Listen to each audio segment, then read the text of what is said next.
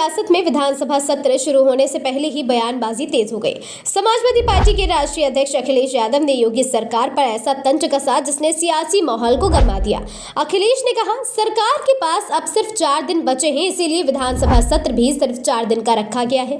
लेकिन सवाल ये है, अखिलेश का यह हमला सिर्फ विधानसभा सत्र तक सीमित है या इसके पीछे 2027 के चुनाव की कोई बड़ी रणनीति भी छिपी है। दरअसल सोमवार से यूपी विधानसभा सत्र शुरू होने जा रहा। इसी को लेकर अखिलेश यादव ने बीजेपी सरकार पर निशाना साधते हुए कहा कि सरकार विधानसभा सत्र की सिर्फ औपचारिकता निभा रही है। उनका दावा है कि सरकार के पास अब ज्यादा समय तो बचा नहीं है, इसी वजह से सत्र भी सीमित रखा गया। अखिलेश ने सरकार को घेरने के लिए कई मुकदमों की लिस्ट भी सामने रखी है। उन्होंने कहा, सत्र के दौरान बेरोजगारी, भ्रष्टाचार, एक्सप्रेसवे और बिजली की दरों जैसे सवालों पर सरकार से जवाब मांगा जाएगा।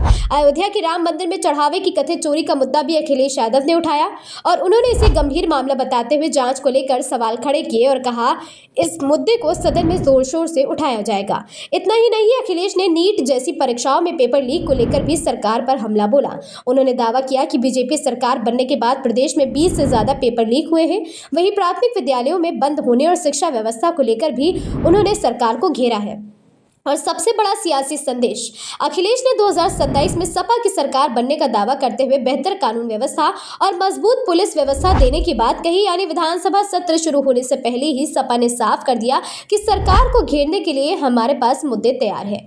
अखिलेश ने दावा किया है कि स्कूल बंद होने का सबसे ज्यादा असर गरीब, पीड़ित, दलित और आदिवासी परिवारों के बच्चों पर पड़ेगा। साथ ही उन्होंने सरकार पर युवाओं के आंदोलन के दबाव में झुकने का भी आरोप लगाया है। तो अखिलेश यादव का 4 दिन वाला तंज महज विधानसभा सत्र पर हमला है। यह 2027 के चुनावी रण का ट्रेलर। बेरोजगारी से पेपर लीक तक, स्कूल से लेकर अयोध्या तक सपा के मुद्दों की पूरी फेहरिस्त तैयार है। अब नजर विधानसभा सत्र पर होगी। 4 दिन के सत्र में सरकार और विपक्ष के बीच सियासी वार पलटवार कितना गर्माता है, ये तो वक्त बताएगा।